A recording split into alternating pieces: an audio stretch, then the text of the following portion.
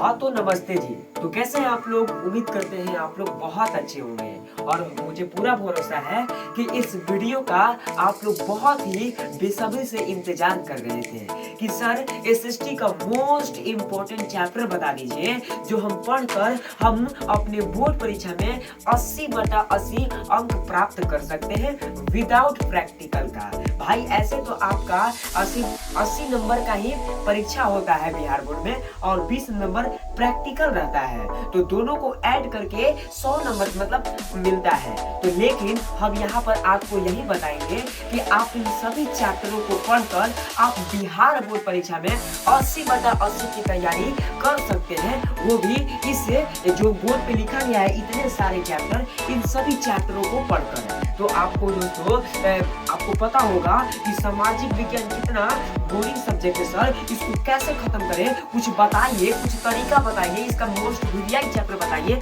तो आइए दोस्तों हम ऐसे महत्वपूर्ण मतलब चैप्टर का लेकर आए हैं। अगर आप इस चैप्टर को पढ़कर चले जाते हैं बिहार बोर्ड में और दोस्तों जब जाइएगा तो खुद पता चलेगा कि नहीं आज भैया के कहने पर इस चैप्टर को पढ़कर आया है तो हमने सारे क्वेश्चन को बना दे रहे हैं, ठीक है। तो आइए हम सोशल साइंस के मोस्ट इंपॉर्टेंट चैप्टर को बताते हैं। इस वीडियो को बताने से पहले अगर अभी तक इस वीडियो को यानी कि इस चैनल को दोस्तों सब्सक्राइब नहीं किए हैं तो चैनल को सब्सक्राइब करके बेल आइकन को दबाकर ऑल पर प्रेस कर दीजिएगा ताकि हमारे माध्यम के द्वारा क्लास 10 की बहुत ही बेहतरीन तैयारी करवाई जाती है, ठीक है। तो आइए हम एसएसटी का और मोस्ट इम्पोर्टेंट चैप्टर का बारे में बताते हैं। तो दोस्तों पहले बात करते हैं इतिहास सब्जेक्ट का।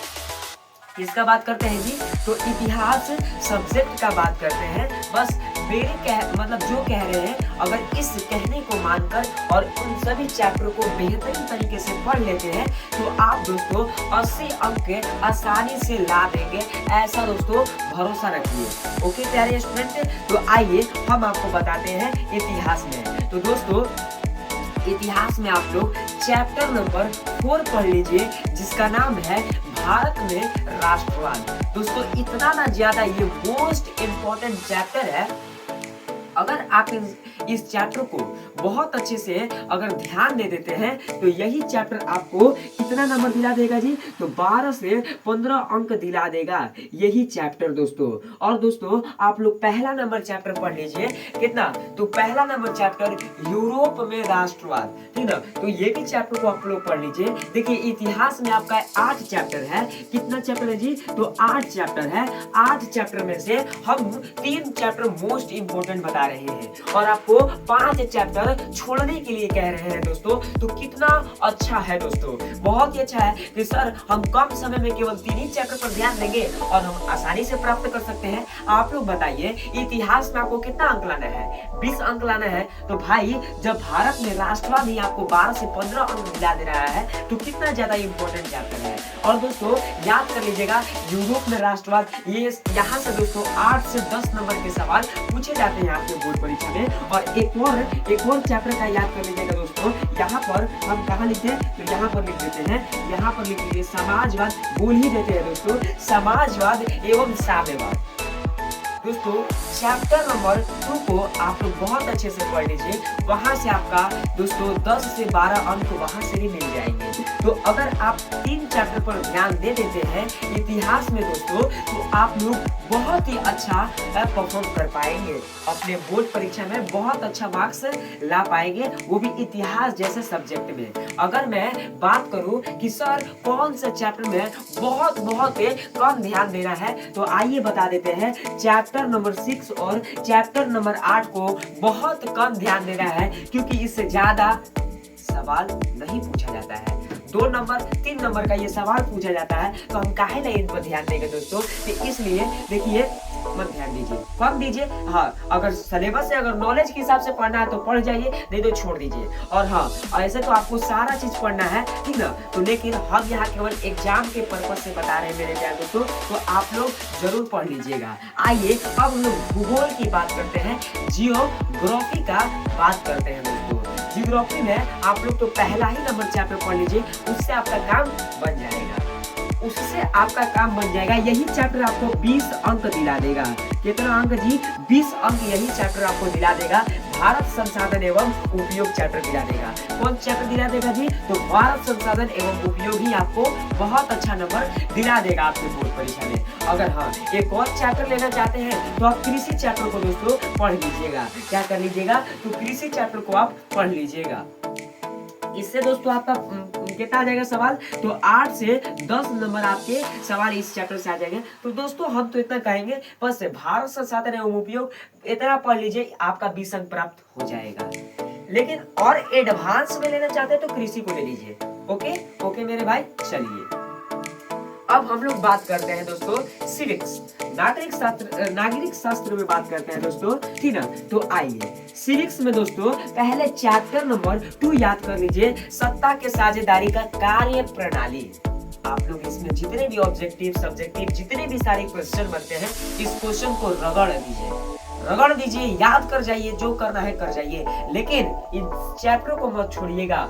बहुत मोस्ट इम्पोर्टेंट चैप्टर है, तो आप इस चैप्टर पर ध्यान दे दीजिए। और तीसरा नंबर चैप्टर है दोस्तों, क्या है कि लोकतंत्र में प्रतिस्पर्धा एवं संघर्ष। इस चैप्टर को भी पढ़ लीजिए। अगर नागरिक शास्त्र यानी कि सिविक्स में दोस्तों ये 2 चैप्टर पर केवल ध्यान दे देते हैं तो आप लोग याद रखिए कि आपका सवाल बोर्ड परीक्षा में बन जाएगा।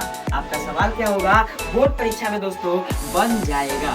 ओके स्टूडेंट, तो चलिए अब हम लोग आगे बात करते हैं इकोनॉमिक्स मेरे प्यारे दोस्तों, जिसे लोग अर्थशास्त्र कहते हैं। तो आइए इकोनॉमिक्स में मोस्ट इंपोर्टेंट चैप्टर को बारे में हम आपको बता देते हैं। ओके मेरे प्यारे स्टूडेंट, तो देखिए इकोनॉमिक्स में दोस्तों चैप्टर नंबर 4 पढ़ लीजिए, हमारी वित्तीय संस्थाएं।